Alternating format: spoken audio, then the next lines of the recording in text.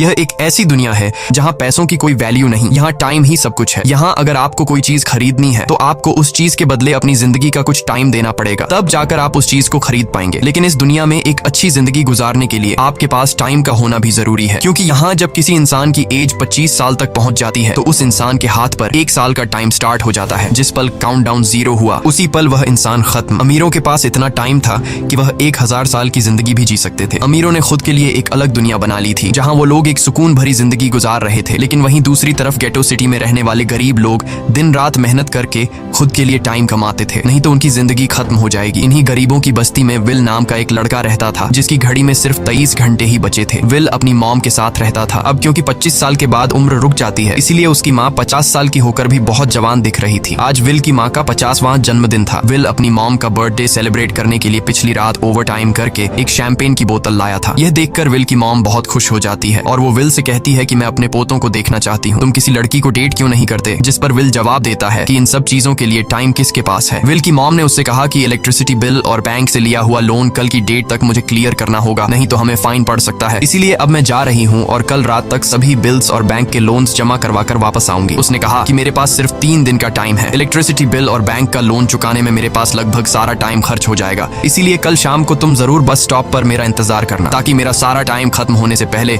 मैं तुमसे कुछ टाइम ले सकूं। इस पर विल ने कहा ठीक है, मैं टाइम पर पहुंच जाऊंगा। जाने से पहले विल की माँ विल के हाथ को छूकर उसकी बॉडी में 30 मिनट ट्रांसफर करती है ताकि विल अच्छा नाश्ता खरीद कर खा सके। इसके बाद दोनों अपने अपने काम पर निकल गए। रास्ते में विल के पास एक छोटी बच्ची आती है। वो विल को एक कैप्सूल देकर विल से उसका थोड़ा सा टाइम मांगती है। विल मुस्कुराते हुए उस छोटी बच्ची को कैप्सूल में अपनी जिंदगी का 5 मिनट का टाइम दे देता है और वह चली जाती है। यहाँ हमें पता चलता है कि यह लोग अपने टाइम को एक कैप्सूल में स्टोर भी कर सकते हैं, जिससे यह लोग कभी भी यूज और ट्रांसफर कर सकते हैं। इसके बाद विल काम के लिए फैक्ट्री पहुंच जाता है। काम शुरू करने से पहले वह कॉफी लेने जाता है, लेकिन वहां वह देखता है कि हर एक चीज का दाम डबल हो गया है। जहां पहले कॉफी 2 मिनट की मिलती थी, अब उसका प्राइस डबल होकर 4 मिनट हो चुका है। यहाँ पर कभी भी किसी चीज का भी दाम बढ़ा दिया जाता है बिना किसी अनाउंसमेंट के। ये बात विल को बहुत बुरी लगती है। मजबूरी में विल ने भी कॉफी के लिए अपनी जिंदगी के 4 मिनट पे किए और काम पर लग गया। दिन भर के काम के बाद रात के वक्त विल अपने दोस्त के साथ एक बार में जाता है। विल का दोस्त 1 नंबर का शराबी था। वह हर वक्त शराब के नशे में टली रहता। विल का दोस्त विल को इशारे में बताता है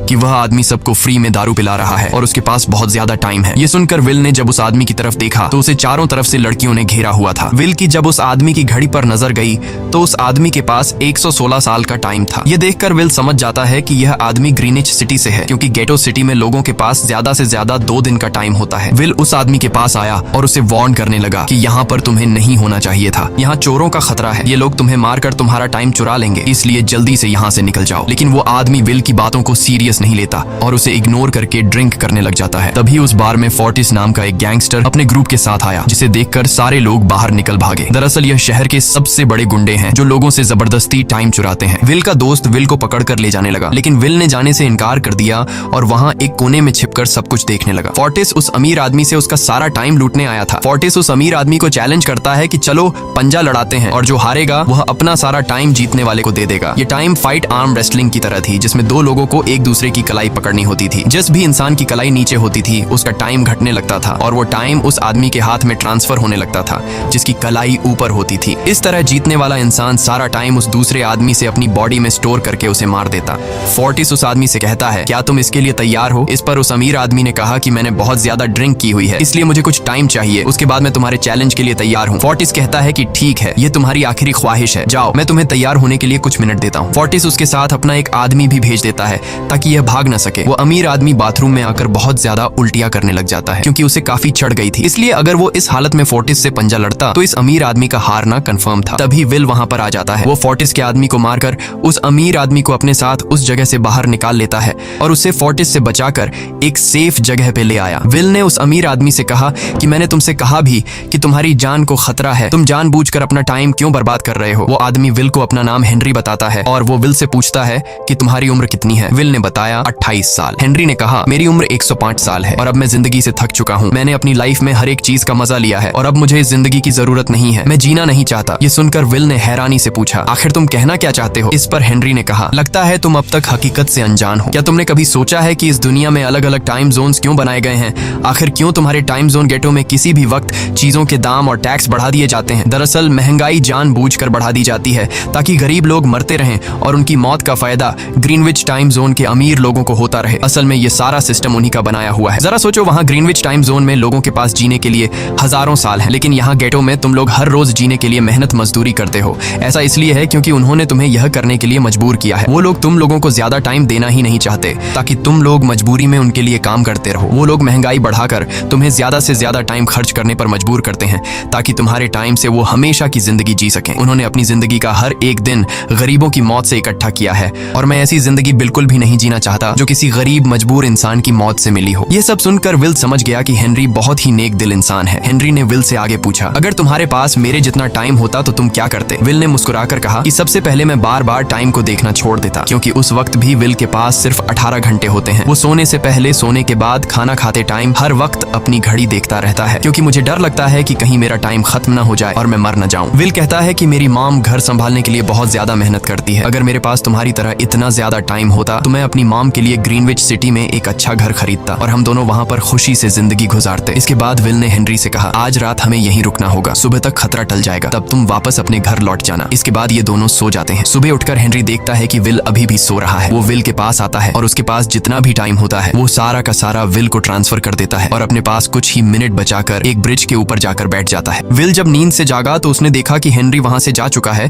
तभी हमेशा की तरह नींद से जागने के बाद विल ने अपनी घड़ी में नजर डाली। विल की घड़ी में 116 साल ऐड हो चुके थे। यह देखकर उसकी आंखें खुली की खुली रह गईं। उसे लगा कि वो अभी भी नींद में है और सपना देख रहा है। इसी दौरान विल की नजर विंडो पर पड़ी जिस पर लिखा था, मेरा टाइम बर्बाद मत करना। वो समझ जाता है कि हेनरी ने मुझे अपना सारा समय दे दिया है। तभी विल ने हेनरी को दूर एक ब्रिज के किनारे पर बैठे देखा। विल जल्दी से हेनरी की तरफ भागा, लेकिन अब बहुत देर हो चुकी थी क्योंकि हेनरी के पास अब बस कुछ ही सेकंड्स बचे थे और थोड़ी देर बाद वो एक झटके से मरकर ब्रिज से नीचे पानी में गिर गया। विल को हेनरी की मौत का बहुत ज्यादा दुख होता है। अब विल के पास 116 साल की जिंदगी थी और वो समझ जाता है कि अगर मैं यहाँ पर रहा तो लोग समझेंगे कि हेनरी को इसी ने मारा है। विल जल्दी से अपने दोस्त के पास जाता है। विल का दोस्त विल के हाथ में इतना सारा टाइम देखकर शॉक रह जाता है, जिसके बाद विल ने अपने दोस्त को दोस्ती की खातिर 10 साल का टाइम दिया। ये देखकर विल का दोस्त उसका दिल से शुक्रिया अदा करता है। विल कहता है कि यहाँ रहना मेरे लिए अब ठीक नहीं, क्योंकि इतने ज्यादा टाइम को देखते हुए मेरा टाइम छीनने के लिए कोई भी मुझे मार सकता है। अब मैं अपनी माँ के लिए ग्रीनविच सिटी में एक अच्छा सा घर खरीद सकता हूँ और वहाँ पर एक सेफ लाइफ गुजारूंगा। जिसके बाद विल अपने दोस्त को गुड बाय कहकर वहाँ से निकल जाता है और सीधा उस बस स्टॉप पर जाकर मॉम का इंतजार करने लगता है, जहाँ 2 दिन पहले उसकी मॉम ने उससे कहा था कि मैं इलेक्ट्रिसिटी का बिल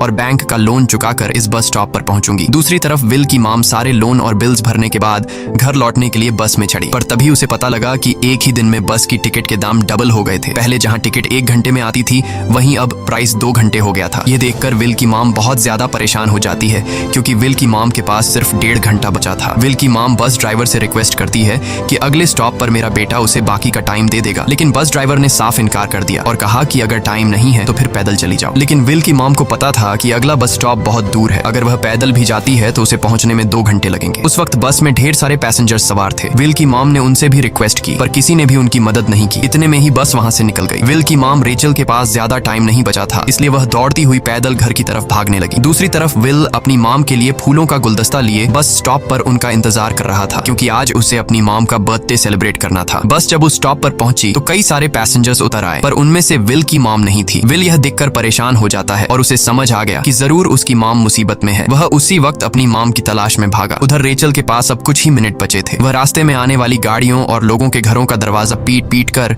उनसे थोड़ा समय उधार मांग रही थी, लेकिन कोई भी उसकी मदद करने को तैयार नहीं था। इधर विल जब कुछ दूर गया तो उसे उसकी मॉम दौड़ती हुई नजर आ गई। अपनी मॉम को भागते हुए देख विल समझ गया कि उनके पास ज्यादा टाइम नहीं है। वह अपना हाथ आगे करके तेजी से उनकी तरफ दौड़ने लगा। उधर रेचल के पास अब सिर्फ 10 सेकंड्स ही रह गए थे। वह भी पूरी तेजी से विल की ओर भाग रही थी, लेकिन जैसे ही रेचल अपने बेटे विल के पास पहुंची उसका टाइम खत्म हो जाता है और वह मर जाती है। यह देखकर विल को बहुत दुख होता है क्योंकि उसने अपनी मॉम के लिए क्या कुछ नहीं सोचा था। वह चीख चीख कर रोने लगा। अगली सुबह तक हेनरी की डेड बॉडी टाइम कीपर्स को मिल चुकी थी। ये टाइम कीपर्स वहां पर इन्वेस्टिगेशन करते हैं। आज की दुनिया में टाइम कीपर्स होते थे जो पुलिस की तरह थे। इन टाइम कीपर्स का काम भी क्राइम को रोकना होता है। टाइम कीपर्स के ऑफिसर रेमंड ने उस जगह में अच्छी तरह से जांच की, लेकिन उसे कोई भी क्लू नहीं मिला। तभी रेमंड की नजर उस ब्रिज के पास लगे सीसीटीवी कैमरा की तरफ गई। वह सीसीटीवी फुटेज चेक करने सीसीटीवी रूम के लिए निकल पड़ा। दूसरी तरफ विल समझ चुका था कि उसकी मॉम की मौत के लिए ग्रीनिच में रहने वाले अमीर लोग ही जिम्मेदार हैं, जिन्होंने गेटो शहर के लोगों को एक एक सेकंड का मोहताज बना दिया है। अब विल उनसे बदला लेने ग्रीनिच की तरफ निकल पड़ा और यहाँ से होती है असल कहानी शुरू। ग्रीनविच सिटी में एंटर होने के लिए विल को 1 साल का टाइम खर्च करना पड़ा और ग्रीनिच सिटी जा पहुंचा। वहां जब विल ने अमीर लोगों का लाइफस्टाइल देखा तो उसकी आंखें खुली की खुली रह गईं। वहां लोगों के पास इतना टाइम था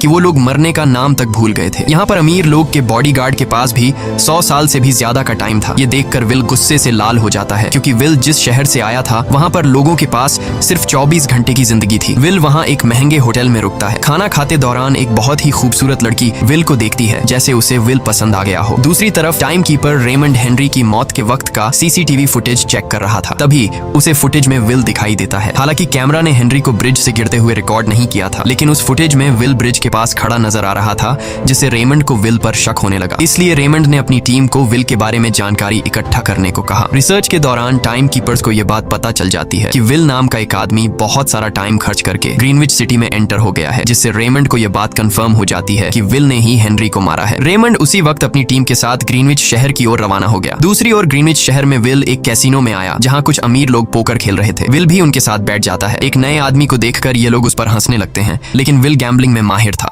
आज उसके लिए अमीरों से पैसे निकालने का सबसे अच्छा मौका था। विल ने फिलिप नाम के एक रईस आदमी के साथ पोकर की बाजी खेली। फिलिप यहाँ का सबसे रईस इंसान है। उसके पास खुद का एक टाइम बैंक है जो लोगों को लोन पर टाइम देता है। फिलिप के साथ उसकी डॉटर भी बैठी होती है। यह वही लड़की है जो कुछ देर पहले विल को गौर से देख रही थी। गेम जब शुरू हो जाती है तब विल अपनी लाइफ का सारा टाइम दांव पर लगा देता है और अपनी माइंड के बदौलत वो फिलिप से 1100 साल जीत जाता है। यह देखकर फिलिप की बेटी सिल्विया विल से काफी ज्यादा इम्प्रेस हो जाती है। उसने विल को कल रात अपने घर पार्टी पर इनवाइट किया। फिर अगली शाम विल एक नई नवेली कार खरीदकर फिलिप की पार्टी में जा पहुंचा। वहीं पार्टी के दौरान विल और सिल्विया डांस करने लगते हैं और सिल्विया मन ही मन विल को दिल दे बैठी। वो अपनी दिल की बात विल से करने ही वाली थी कि तभी टाइम कीपर रेमंड अपनी टीम के साथ वहां पहुंचता है और विल को पकड़ लेते हैं। विल को खूनी समझकर सिल्विया भी उससे नाराज हो गई। रेमंड ने सबसे पहले विल का सारा टाइम उससे छीनकर सिर्फ 2 घंटे दिए। उसके बाद वो विल को हेनरी के खून के इल्जाम में गिरफ्तार करने लगा। रेमंड विल से पूछता है कि तुमने हेनरी को क्यों मारा। विल उसे कहता है कि मैंने उसे मारा नहीं था, बल्कि वो खुद जीना नहीं चाहता था, इसलिए उसने मुझे 116 साल दिए और बाद में उसने खुद की जान ली। लेकिन रेमंड विल की बात पर यकीन नहीं करता। विल समझ जाता है कि रेमंड मुझे हेनरी के झूठे केस में फंसाकर उम्र भर कैद के लिए मुझे जेल में डाल देगा, इसलिए वह मौका देखते ही रेमंड के आदमियों को मारकर खुद को आजाद कर लेता है और उनकी बंदूक लेकर सिल्विया को बंदी बना लिया। सिल्विया को ढाल बनाकर विल उसे साथ लेकर भाग निकला और रेमंड और उसके आदमियों को चकमा देता हुआ वापस गेटो शहर आ पहुंचा। इस दौरान विल के पास टाइम काफी कम बचा था। उसने सिल्विया से कुछ टाइम उधार मांगा, लेकिन सिल्विया ने उसे 1 सेकंड भी देने से इनकार कर दिया, क्योंकि वह भी उसे हेनरी का खूनी समझ रही थी। इसलिए वो और तेजी से गेटो शहर की तरफ कार दौड़ाता है ताकि वहां पहुंचकर किसी से टाइम उधार ले सके। जल्दबाजी में उसका ध्यान आगे सड़क पर बिछी कंटीली तारों पर नहीं पड़ता, जिससे टकराते ही विल की कार ब्रिज से नीचे गिर जाती है। इस एक्सीडेंट में विल और सिल्विया बेहोश हो गए। असल में रास्ते में वह कांटे फोर्टिस और उसकी गैंग ने बिछाए थे। फोर्टिस ने देखा कि सिल्विया के पास 10 साल का टाइम था। वो सिल्विया का सारा टाइम चुरा कर वहां से निकल जाते हैं। इतने में ही विल और सिल्विया को होश आया। सिल्विया ने जब अपने हाथ की तरफ देखा तो वो परेशान हुई, क्योंकि उसके पास सिर्फ 30 मिनट ही बचे थे और विल के पास भी कुछ मिनट ही बचे थे। पर फिर भी उसने सिल्विया को अपने कुछ मिनट दिए, जिससे इन दोनों का टाइम बराबर हो गया। इसके बाद विल सिल्विया को लेकर जल्दी से अपने दोस्त के घर जाता है,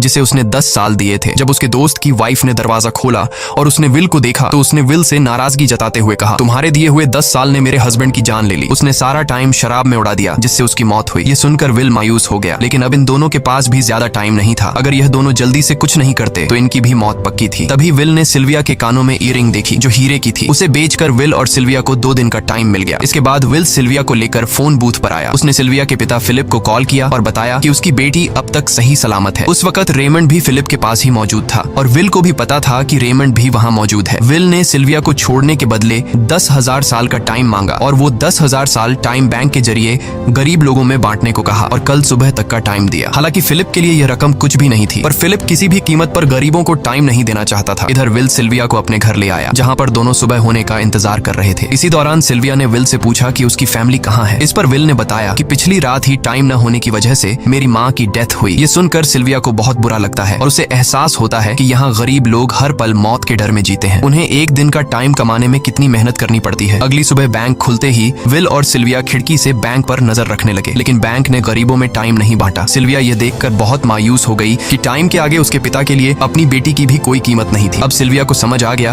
कि उसके पिता सिर्फ बिजनेसमैन नहीं है, बल्कि वो इस सिस्टम के हेड हैं। वो गरीब लोगों की मौत से अपनी जिंदगी के साल जमा करते हैं। सिल्विया को यूं मायूस देखकर विल ने उसे वापस घर भेजने का फैसला किया। वो उसे फोन बूथ पे ले आया और अपने पिता को कॉल करके अपने लिए मदद बुलाने को कहा। इस दौरान विल सिल्विया को वेपन भी दे देता है ताकि वो खुद की हिफाजत कर सके। इधर सिल्विया फोन पर अपने पिता से बात कर रही थी कि तभी टाइम कीपर रेमंड चुपके से वहां आ पहुंचा और विल पर गन तान दी। रेमंड विल पर गोली चलाने ही वाला था था कि तभी सिल्विया ने रेमंड को देख लिया और घबराहट में रेमंड पर गोली चला दी। ये देख विल घबराकर रेमंड के पास आया। हालांकि वो गोली रेमंड के हाथ को छूकर निकल गई थी। रेमंड के हाथ से बहुत खून निकल रहा था। विल ने रेमंड की घड़ी देखी। रेमंड के पास सिर्फ 2 घंटे बचे थे। दरअसल टाइम कीपर्स को भी सैलरी के तौर पर हर रोज 1 दिन का ही टाइम मिलता था। विल समझ गया कि जब तक रेमंड के पास उसके टीम वाले पहुंचेंगे तब तक रेमंड का ज्यादा खून बहने की वजह से उसकी मौत हो गई होगी। इसलिए विल रेमंड को 2 घंटे का टाइम देते हुए रेमंड की कार को लेकर वहां से निकल गया। रेमंड को गोली मारकर अब सिल्विया भी क्राइम लिस्ट में आ चुकी थी। हालांकि विल ने सिल्विया से कहा कि वो अभी इन सब से निकल सकती है, लेकिन ग्रीनिच में सिल्विया की जिंदगी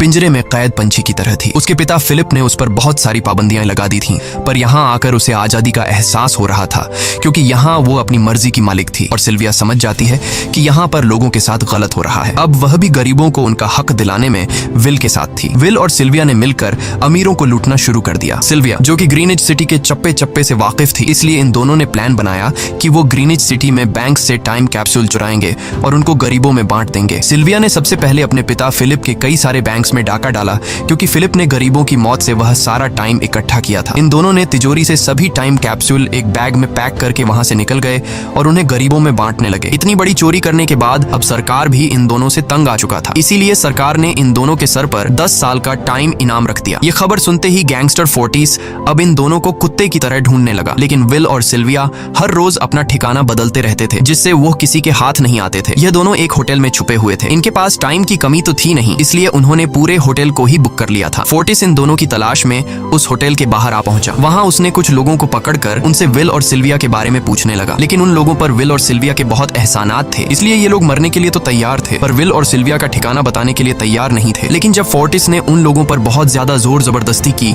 तो उनमें से एक बंदा मौत के डर से फोर्टिस को उस होटल के बारे में बता देता है जहां विल और सिल्विया छुपे हुए थे। जिसके बाद फोर्टिस फौरन अपनी गैंग के साथ वहां पर पहुंच जाता है और इन दोनों को पकड़ लेता है। अब विल और सिल्विया का उनसे बच पाना नामुमकिन था। फोर्टिस ने विल को एक टेबल पर बैठा दिया और उसे टाइम फाइट के लिए चैलेंज किया। विल समझ गया कि अगर मैंने चैलेंज से इनकार किया तो फोर्टिस के गैंग वाले लोग मुझे मार देंगे, इसलिए क्यों ना आज इसके साथ पंजा आजमाया जाए। फोर्टिस और विल ने एक दूसरे की कलाई पकड़ ली और मौत का खेल शुरू हुआ। फोर्टिस माहिर खिलाड़ी था। उसने शुरुआत में ही विल का हाथ नीचे कर दिया, जिससे विल का टाइम तेजी से फोर्टिस में ट्रांसफर होने लगा। लेकिन विल बिल्कुल जोर ही नहीं लगा रहा था, जैसे कि वो जानबूझकर हार रहा हो। पर जैसे ही विल के पास अपनी लाइफ के 3 से 4 सेकंड बचे, तभी विल ने अपनी पावर दिखाई और एक झटके से फोर्टिस का हाथ नीचे कर दिया। फोर्टिस की आंखें खुली की खुली रह गईं। वो पूरा जोर लगाकर अपना हाथ ऊपर करने की कोशिश कर रहा था, लेकिन विल की ताकत के आगे वो ढीला पड़ चुका था। ये देख फोर्टिस के आदमियों का ध्यान फोर्टिस की घड़ी पर अटक गया। अब उनका बॉस मरने वाला था। इतने में ही मौका पाकर विल ने अपने जूते से गन निकाली और पलक झपकते ही फोर्टिस के सारे आदमियों को शूट कर दिया, क्योंकि अगर वो ऐसा नहीं करता तो वो लोग उसे मार देते। इसी के साथ फोर्टिस का टाइम 0 हो गया